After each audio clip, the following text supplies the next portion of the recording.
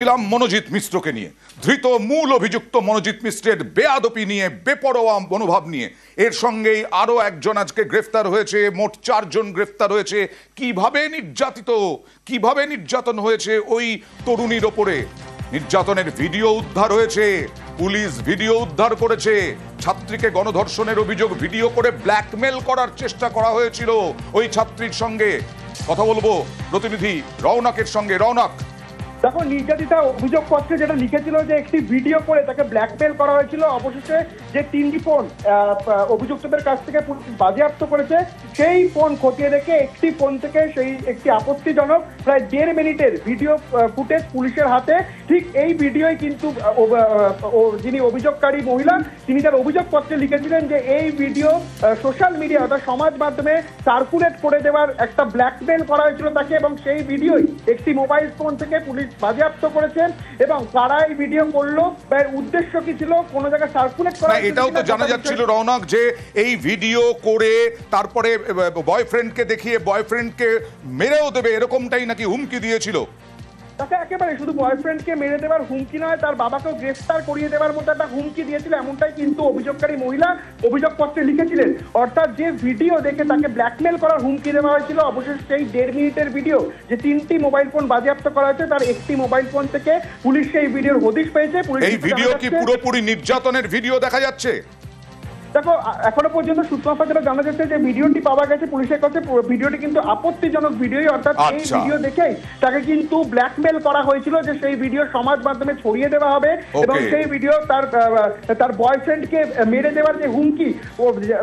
তার মানে এই ভিডিওটা অপরাধীদের বিরুদ্ধে আরো পোক্ত হলো, তাই তো?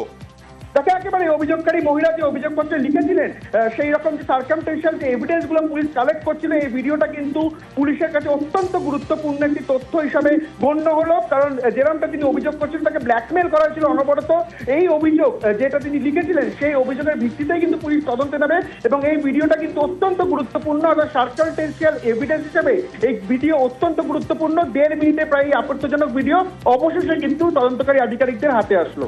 ওকে, 1.5 মিনিটের ভিডিও, এর থেকে পুলিশ আরো তথ্য পেতে পারে এবং এই 4 জনের বিরুদ্ধে আরো পোক্ত বলা যায় প্রমাণ জোগাড় করতে পারে পুলিশ। কারণ একটি গতকাল থেকেই জানা যাচ্ছিল মোবাইলে রেকর্ড হচ্ছিল ভিডিও এবং তাকে ব্ল্যাকমেল করার চেষ্টা হচ্ছিল, বয়ফ্রেন্ডকে খুনের হুমকি দেওয়া হচ্ছিল, বাবাকে গ্রেফতারির হুমকি দেওয়া হচ্ছিল।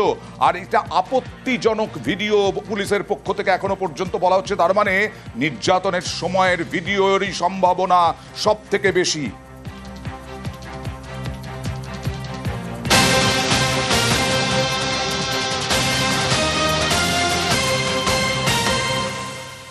ঘাটাল মাস্টার প্ল্যানে টাকা দেবে না কেন্দ্র?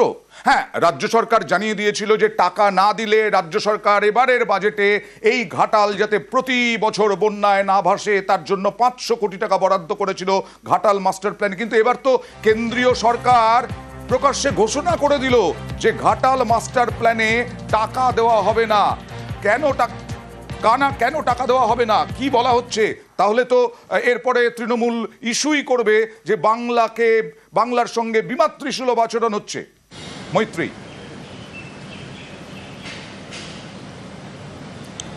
একেবারেই দেখো, আজ CR পাটিল কেন্দ্রীয় জলশক্তি মন্ত্রী তিনি স্পষ্টতই জানিয়ে দিয়েছেন যে কেন্দ্রীয় বাজেটে ঘাটাল মাস্টার প্ল্যানের জন্য কোনো বরাদ্দ নেই এবং সেক্ষেত্রে দাঁড়িয়ে আন্তর্জাতিক কোনো সংস্থা থেকে ঋণ নেওয়ার পরামর্শ দিয়েছেন তিনি রাজ্যকে এবং এই ঘাটাল মাস্টার প্ল্যান কে অ্যাপ্রুভ করানোর জন্য। তোমাকে এই প্রসঙ্গে জানিয়ে রাখবো যে ঘাটাল মাস্টার প্ল্যান নিয়ে কিন্তু এর আগে একাধিকবার সাংসদ দেব তিনি চিঠি লিখেছেন এবং তখন কেন্দ্রের তরফ থেকে একেবারে লোকসভায় বিবৃতিতে উল্লেখ করা হয়েছিল যে ঘাটাল মাস্টার প্ল্যান নিয়ে তারা দেখছেন এবং তারা ভায়াবিলিটি স্টাডি করছেন এবং তারা এই নিয়ে পরবর্তী পদক্ষেপ তারা করবেন। এবং শেষবারও কিন্তু যখন প্রশ্ন করা হয়েছিল দেবের তরফ থেকে তখনও কিন্তু ঘাটালের সাংসদকে সেই জবাবই দিয়েছিলেন। কিন্তু এবার স্পষ্টতই কেন্দ্রের তরফ থেকে জানিয়ে দেওয়া হলো যে ঘাটাল মাস্টার প্ল্যানের জন্য কেন্দ্রের কাছে কোনো বরাদ্দ নেই। কেন্দ্রের কোনো বরাদ্দ নেই, ঘাটাল মাস্টার প্ল্যানের জন্য কেন্দ্র টাকা দিতে পারবে না। রাজ্য সরকারকে অনুমতি দেওয়া হচ্ছে যে রাজ্য সরকার আন্তর্জাতিক সংস্থার কাছ থেকে ধার নিক। কেন্দ্রীয় জলশক্তি মন্ত্রী কি বললেন দেখুন।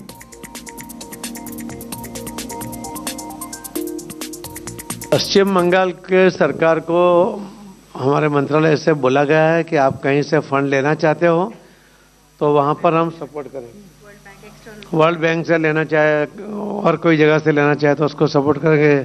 जायजा नहीं लेता ना, जायजा। মানস ভূঁইয়া তোপ দাগলেন। সেচ মন্ত্রী মানস ভূঁইয়া তোপ দেখে কি বললেন? বললেন কেন্দ্র বিমাতৃ সুলভ আচরণ করছে, কেন্দ্র বাংলার ভালো চায় না, তীব্র আক্রমণ, বাংলা বিরোধী কেন্দ্র, এরকমটাই বললেন মানস ভূঁইয়া। মানস ভূঁইয়া আজকে কি বললেন সরাসরি চলে যাব প্রতিনিধি দিগ্বিজয়ের কাছে। দিগ্বিজয়, কতটা বিরক্ত সেচ মন্ত্রী?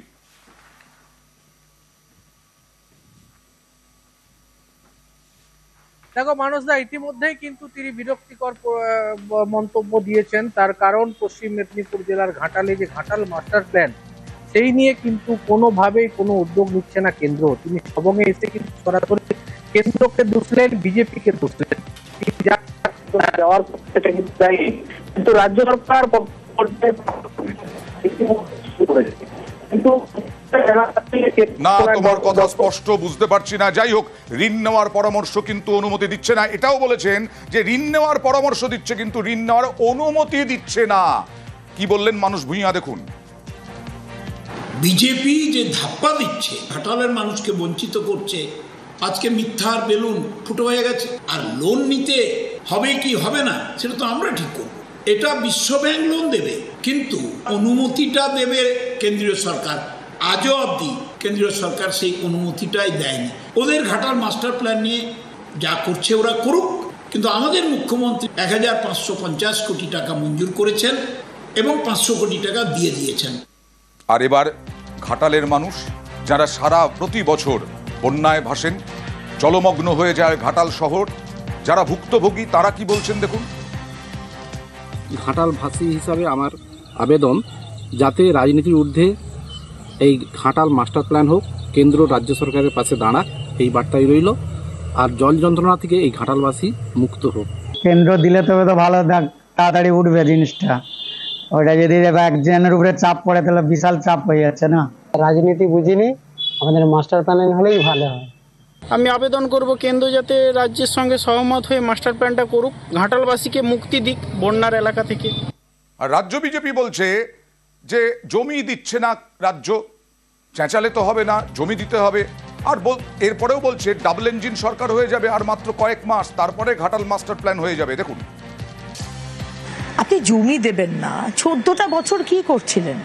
বারবার জমি চেয়েছে, জমি দেননি, এবং তারপরে সাহায্য করতে চেয়েছে। আর কয়েকটা মাস বাকি, এখন আপনি নিজে ঋণ নিয়ে করুন। এবার আপনাদের দায়িত্ব, আর তো কয়েকটা মাস বাকি। ডবল ইঞ্জিনের সরকার আসুক, ঘাটাল মাস্টার প্ল্যান আমরাই করে দেবো। মূল বঞ্চনাকে হাতিয়ার করে গত 24-এ ভালো ফল করেছে বলে রাজনৈতিক বিশ্লেষকদের মত। এবার জলশক্তি মন্ত্রী পরিষ্কার জানিয়ে দিলেন ঘাটাল মাস্টার প্ল্যানে টাকা দেবে না কেন্দ্র। এরপরে তৃণমূল কি ইস্যু করবে আমরা বুঝে যাব মোটামুটি।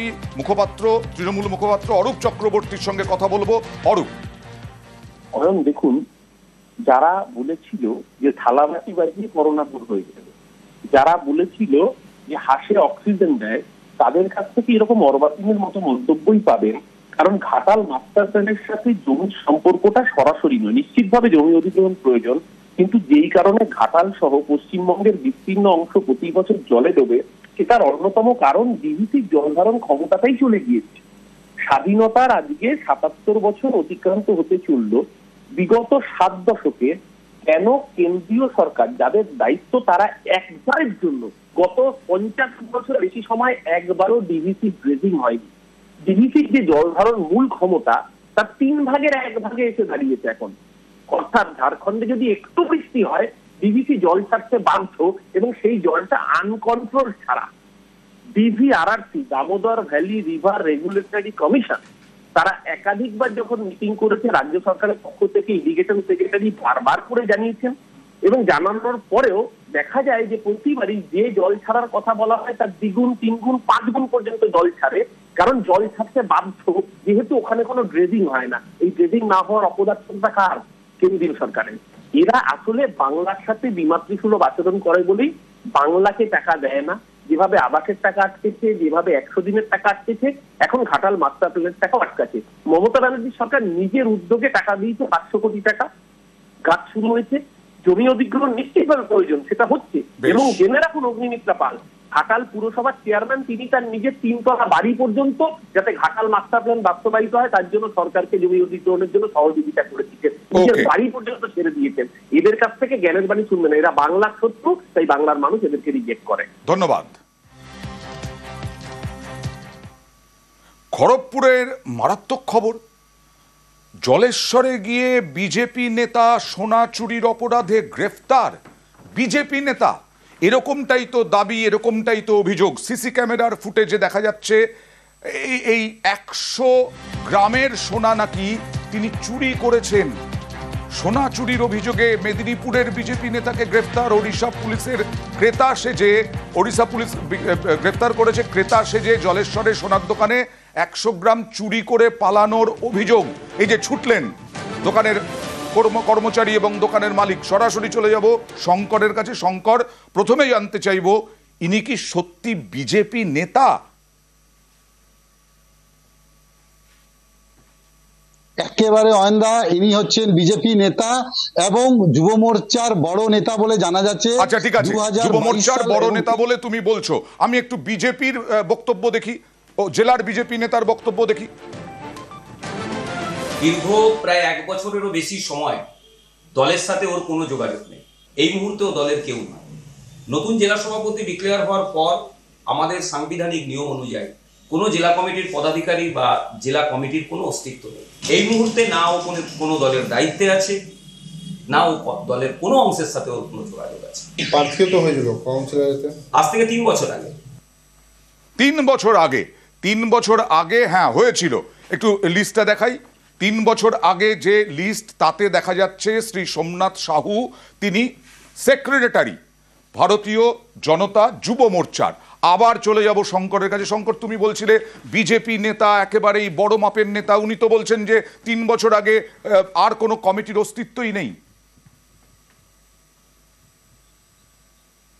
অয়ন্দা, আমি তোমাকে জানিয়ে রাখি যে পশ্চিম মেদিনীপুর জেলার এক বড় নেতা তিনি দাবি করেছেন যে এই কমিটি এখনো ডিসলভ হয়নি। ফলে উনি যে বিজেপি যুব মোর্চার সম্পাদক তিনি বহাল রয়েছেন, আর তিনি সোনা চুরি করতে গিয়েই ধরা পড়েছেন।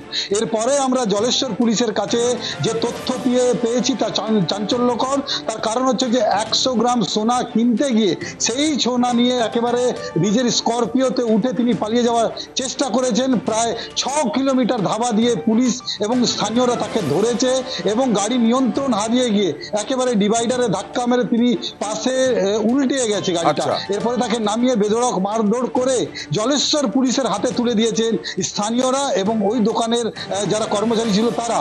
এবং তারা যে দাবি করেছে যে পশ্চিম বাংলার এক যুবক সোনা চুরি করতে এসে আমাদের রাজ্যতে ধরা পড়েছে। এরপরেই যখন খোঁজ খবর নেওয়া গেছে, স্থানীয় এক বিজেপি নেতা তিনি ফোনে জানিয়েছেন যে উনি আমাদের কর্মী এবং জেলার অন্যতম নেতা, তিনি সোনা চুরি করতে গিয়ে ধরা পড়েছেন। তৃণমূল কি বলছে এর মধ্যে? তৃণমূল তো অবশ্যই রাজনীতি করতে ছাড়বে না, কি বলছে দেখুন।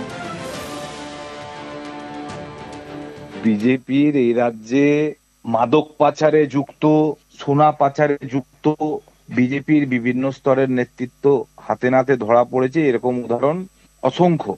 বিজেপির মতো একটা দলের কাছ থেকে এর চেয়ে বেশি আশা করা যায় না, কারণ এদেরই নেতা তথাগত রায় একটা কথা বলেছিল যে পুরো বিজেপিটায় কাঞ্চনে কামিনীতে ডুবে আছে, এবং তার উদাহরণ ভুরি ভুরি আমরা গত কয়েক বছর ধরে পেয়েছি।